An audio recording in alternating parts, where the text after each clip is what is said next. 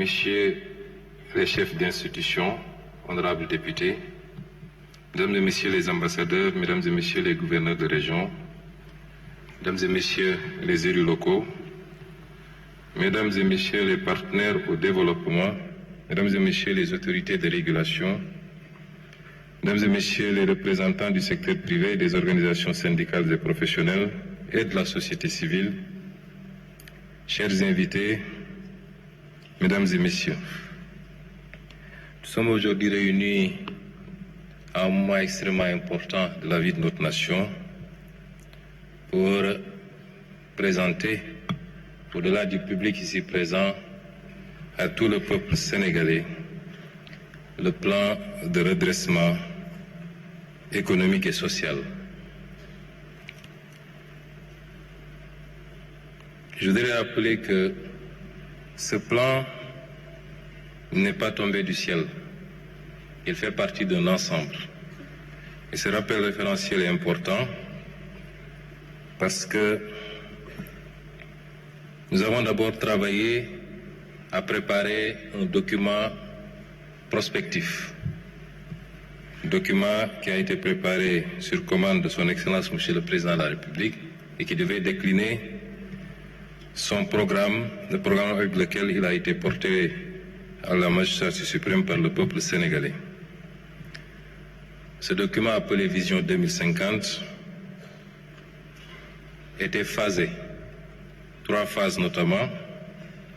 La phase redressement, qui est une phase qui devait se dérouler sur une périodicité de 3 ans.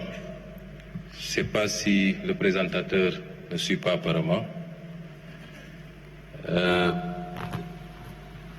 C'est une phase de redressement, suivie d'une phase d'impulsion et enfin une phase d'accélération. La phase de redressement devait nous permettre de partager la vision, de mobiliser les citoyens, de poser les premières bases de la transformation et d'engranger les premiers résultats de ce travail. Elle sera suivie de la phase impulsion, qui est la phase de mise en œuvre de l'ensemble des leviers d'amorçage de la transformation et de la poursuite de la mise en œuvre des stratégies filières. Et enfin, une 3e phase, la phase accélération, qui devait nous permettre, comme son nom l'indique, d'accélérer la politique de développement des filières et de visibiliser la croissance engrangée à l'horizon 2050. Si vous regardez ce graphique, vous vous rendrez compte que, et ça nous permet de répondre à une question, parce qu'on a l'habitude d'entendre dire que nous demandons aux Sénégalais de patienter jusqu'en 2050. Si vous voyez les courbes qu'il y a au-dessus de ce graphique, vous vous rendrez compte que les phases ne s'excluent pas.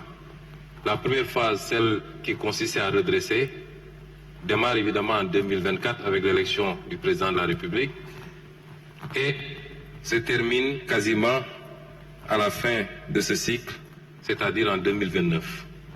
Mais vous vous rendez compte que la courbe jaune qui suit, c'est-à-dire l'impulsion, n'attend pas qu'on ait terminé la phase de redressement. Dès le milieu du mandat, c'est-à-dire d'ici 2026, nous démarrons la phase impulsion qui prendra fin en 2034. Et la phase accélération démarre presque simultanément avec la phase d'impulsion, ou 1 ou 2 ans après le démarrage de la phase d'impulsion. Et donc avant la fin de la première phase, c'est-à-dire le redressement. C'est une action combinée avec plusieurs phases qui ne s'excluent pas, mais avec la priorisation de l'une ou l'autre phase selon les périodes.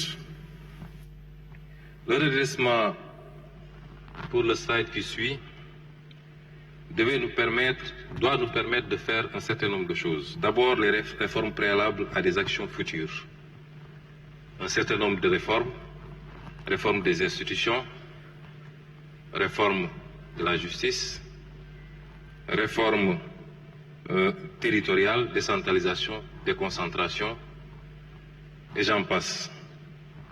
Il faut comprendre donc que la phase de redressement ne commence pas aujourd'hui avec le document que nous vous présentons.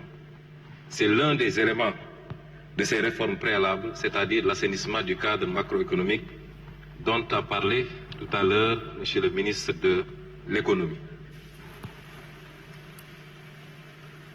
Il faut comprendre donc que cette phase de redressement a démarré depuis les premiers jours du mandat, puisque le président de la République a convoqué les assises de la justice, ça fait partie de la phase de redressement, les assises politiques, ça fait partie de la phase de redressement, un certain nombre d'états généraux sectoriels ont été organisés dans le secteur de l'industrie et du commerce, dans le secteur de l'hydraulique, dans le secteur du transport, entre autres.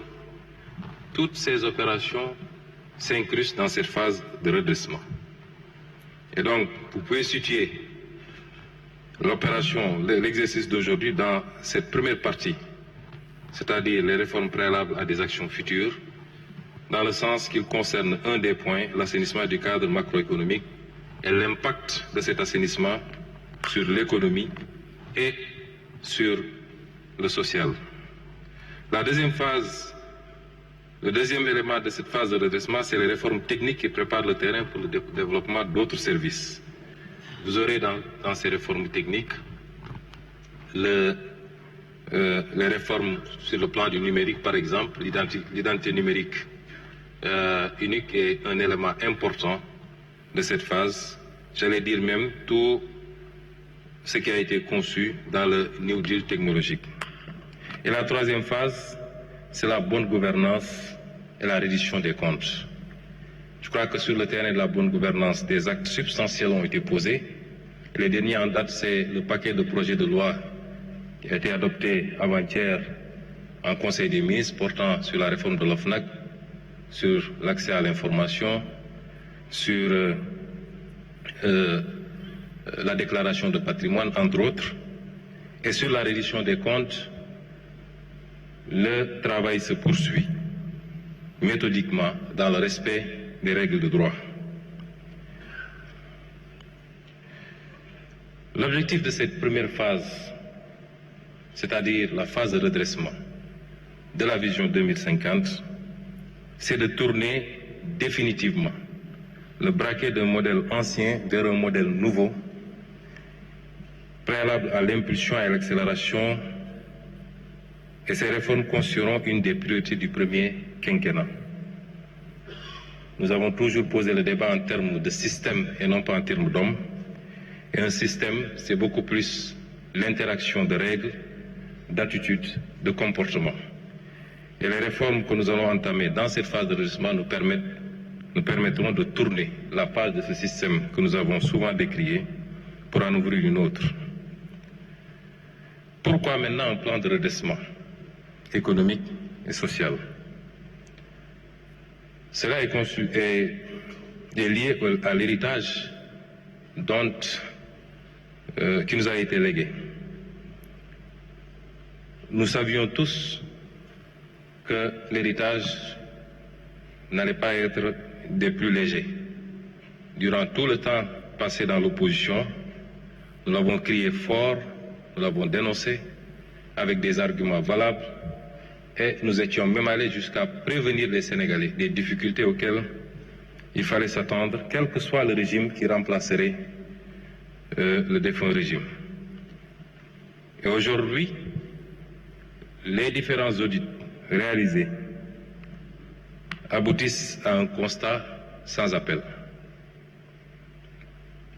L'audit des finances publiques qui a démarré avec le rapport établi par l'Inspection générale des finances, conforté, pour ne pas dire aggravé, par l'audit de ce rapport par la Cour des comptes, et enfin par le rapport de Forbis Mazar,